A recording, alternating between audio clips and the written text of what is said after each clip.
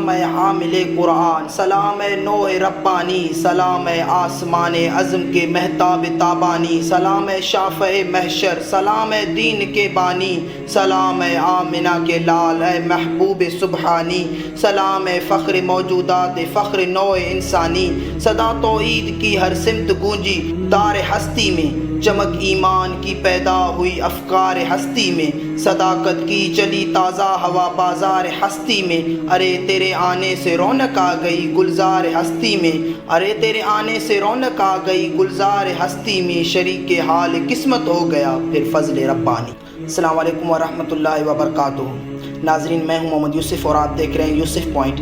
تیسری ہجری کا سب سے بڑا واقعہ جنگ احد۔ یہ ہم سن چکے ہیں کہ جنگ بدر میں 70 کفار وصال جہنم اور 70 گرفتار ہوئے تھے، اور جو مرے ان میں اکثر قریش کے سردار تھے۔ اسی بنا پر غزوہ بدر کے بعد مکے میں مسلمانوں میں بدلے کی آگ بھڑک اٹھی تھی۔ چنانچہ جنگ بدر کے بعد قریش نے یہ ٹھان لیا تھا کہ انہیں جلد سے جلد مسلمانوں سے اپنے سرداروں کے خون کا بدلہ لینا چاہیے۔ اس لیے وہ کفار قریش جن کے باپ بھائی بیٹے جنگ بدر میں مارے گئے تھے، سب کے سب ابو سفیان کے پاس گئے اور کہا کہ مسلمانوں نے ہماری قوم کے تمام سرداروں کو مار ڈالا ہے، اس کا بدلہ لینا ہمارا قومی فریضہ بن چکا ہے۔ اس لیے ہماری خواہش ہے کہ اس سال قریش کے تمام تجارتوں میں جتنا پروفٹ ہوا ہے وہ سب قومی کی جنگی فنڈ میں جمع ہو جانا چاہیے، اور پھر اس رقم سے بہترین ہتھیار خریدیں کر اپنی لشکری طاقت کو بہت جلد مضبوط کر لینی چاہیے۔ پھر ایک بڑی فوج لے کر مدینے پر چڑھائی کر کے بانی اسلام اور مسلمانوں کی دنیا سے مٹا دینا چاہیے۔ ابو سفیان نے خوشی خوشی قریش کی اس درخواست کو ایکسیپٹ کر لیا۔ اس کے بعد ناظرین، قریش نے ہتھیاروں کی تیاری اور سامان جنگ کی خریداری میں پانی کی طرح پیسہ بہایا۔ انہوں نے پورے عرب میں جنگ کا جوش پیدا کر دیا۔ اس لیے انہوں نے بڑے بڑے شاعروں کو چنا جنہوں نے عرب کے مختلف قبیلوں میں جا جا کر لوگوں کے دلوں میں مسلمانوں کے خلاف ایسا جوش اور ایسا جذبہ پیدا کر دیا کہ بچہ بچہ خون کا بدلہ، خون کا نعرہ لگاتے ہوئے مرنے اور مارنے کے لیے بھی تیار ہو گیا۔ ان سب کے نتیجے میں ہوا یہ کہ مسلمانوں کے خلاف ایک بہت بڑی فوج تیار ہو گئی، یہاں تک کہ بڑے بڑے عزت دار اور مالدار گھرانوں کی عورتیں بھی بدلہ لینے کے لیے اس لشکر میں شامل ہو گئیں۔ دوسری طرف پیارے آقا صلی اللہ علیہ وآلہ وسلم کے چچا حضرت عباس رضی اللہ تعالیٰ عنہ، جو خفیہ طور پر سیکرٹلی مسلمان ہو چکے تھے اور مکے میں ہی رہتے تھے، اب آپ رضی اللہ تعالیٰ عنہ ایک خط لکھا کر پیارے آقا صلی اللہ علیہ وآلہ وسلم کو کفار قریش کے لشکر اور ان کے ارادوں اور تیاریوں کے بارے میں آپ صلی اللہ علیہ وآلہ وسلم کو خبر پہنچا دی۔ جب آپ صلی اللہ علیہ وآلہ وسلم کو یہ خوفناک خبر ملی تو خبر کی تحقیق کرنے کے بعد آپ نے فوراً انصار اور مہاجرین کو جمع فرما کر مشورہ طلب فرمایا کہ شہر کے اندر رہ کر دشمنوں کی فوج کا مقابلہ کیا جائے یا شہر سے باہر نکل کر کسی میدان کو چن کر وہاں پر یہ لڑائی کی جائے۔ اس میں جو مہاجرین تھے انہوں نے اور جو انصار کے کچھ بڑے بوڑھے تھے انہوں نے یہ رائے دی کہ عورتوں اور بچوں کو قلعوں میں محفوظ کر دیا جائے اور شہر کے اندر رہ کر دشمنوں کا مقابلہ کیا جائے۔ منافقوں کا سردار، جو بڑا ہی خطرناک اور منافق آدمی تھا، عبداللہ ابن امی، اس نے بھی یہی کہا کہ شہر میں رہ کر کفار قریش کے حملوں کو روکا جائے، مگر چند چھوٹے عمر کے نوجوان جو جنگ بدر میں شامل نہیں ہو پائے تھے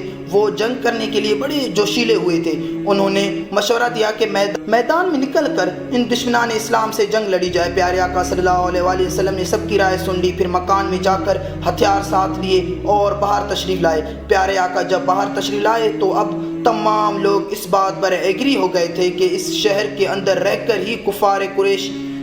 کے ہم لوگوں کو روکا جائے، مگر پیارے آقا صلی اللہ علیہ وآلہ وسلم نے فرمایا پیغمبر کو یہ زیب نہیں دیتا کہ یہ سوٹ نہیں کرتا کہ وہ ہتھیار پہن کر اور پھر اتار دے، یہاں تک کہ اللہ پاک اس کے اور دشمنوں کے درمیان فیصلہ فرما دے۔ اب تم لوگ خدا کا نام لے کر میدان میں نکل پڑو، اگر تم لوگ صبر کے ساتھ میدان جنگ میں ڈٹے رہو گے تو ضرور تمہاری فتح ہوگی۔ ناظرین، پھر پیارے آقا صلی اللہ علیہ وآلہ وسلم نے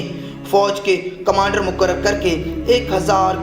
کی فوج لے کر میدان احد کی طرف چل دیے۔ راستے میں عبداللہ ابن امی، جو منافقوں کا سردار تھا، یہ بدبخت منافق اور خبیث آدمی اپنے 300 آدمی جن کو یہ اپنے ساتھ لے کر آیا تھا انہیں لے کر واپس چلا گیا، یہ کہہ کر کہ محمد صلی اللہ علیہ وآلہ وسلم نے میرا مشورہ قبول نہیں کیا اور میری رائے کے خلاف میدان میں نکل پڑے، لہٰذا میں ان کے ساتھ نہیں دوں گا۔ اب پیارے آقا صلی اللہ علیہ وآلہ وسلم کے لشکر میں ٹوٹل 700 صحابہ کرام رہ گئے، جس میں سے صرف 100 کے پاس جنگی لباس تھا، اور کفار کی فوج میں 3000 لوگ شامل تھے، جن میں 700 جنگی لباس والے سپاہی تھے، پلس 200 گھوڑے، 3000 اونٹ اور 15 عورتیں بھی تھیں۔ خیر ناظرین، پیارے آقا صلی اللہ علیہ وآلہ وسلم نے میدان احد میں پہنچ کر فوج کو ترتیب دیا۔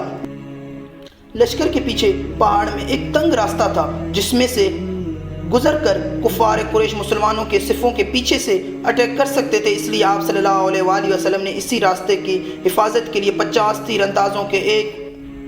یونٹ وہاں پر مقرر فرما دیا اور حضرت عبداللہ بن زبیر رضی اللہ تعالیٰ عنہ کو اس یونٹ کا کمانڈر بنا دیا اور یہ حکم دیا کہ ہم چاہے مغلوب ہوں یا غالب ہوں، یعنی ہم جیتیں یا ہاریں، مگر تم لوگ اپنی اس جگہ سے اس وقت تک نہ ہٹنا جب تک میں تمہارے پاس کسی کو نہ بھیجوں۔ اس کے بعد جنگ کا آغاز ہوا۔ ناظرین، جنگ احد کے کتابوں بہت ڈیٹیل ہے، اگر ہم اس کو سمرائز کریں تو جنگ احد کے 3 مرحلے گزرے ہیں، یعنی 3 فیسز ہیں۔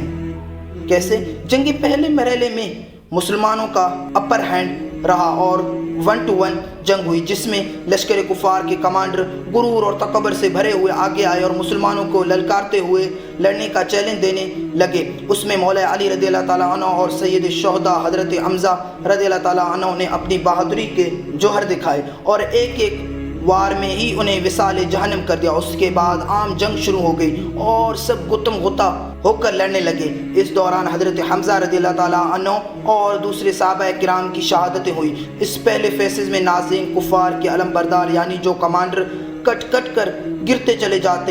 جا رہے تھے، مگر ان کا جھنڈا گرنے نہیں پا رہا تھا، ایک مرنے کے بعد دوسرا اس جھنڈے کو اٹھا لیتا۔ خیر اسی فیز میں انصار و مہاجرین بڑی بہادری اور جان بازی سے لڑتے رہے، یہاں تک کہ مشرکین کے پاؤں اکھڑنے لگے۔ حضرت مولا علی، حضرت ابو دجنہ اور حضرت سعد بن ابی وقاص رضی اللہ تعالیٰ عنہ کے حملوں نے مشرکین کے کمر توڑ ڈالی۔ کفار مکہ کے تمام علم بردار جس میں عثمان ہو، ابو سعد ہو، طلحہ ہو اور دوسرے وغیرہ، یہ ایک ایک کر کے کٹ کٹ کر زمین پر ڈھیر ہو گئے، کفار کو شکست ہو گئی اور وہ بھاگنے لگے۔ ان کی عورتیں جو اشعار پڑھ پڑھ کر لشکر کفار کو جوش دے رہی تھیں، وہ بھی بھاگتے ہوئے پہاڑوں کی طرح جا رہی تھیں اور مسلمان میدان میں کافروں کو گاجر مولی کی طرح کاٹنے جا رہے تھے۔ جب کفار جنگ چھوڑ کر میدان سے بھاگ رہے تھے تو وہ 50 صحابہ جو اس تنگ راستے پر موجود تھے، وہ یہ سمجھے کہ مسلمان جنگ جیت رہے ہیں، پھر وہ مال غنیمت لینے کے لیے اپنی جگہ چھوڑ کر میدان میں آنے لگے۔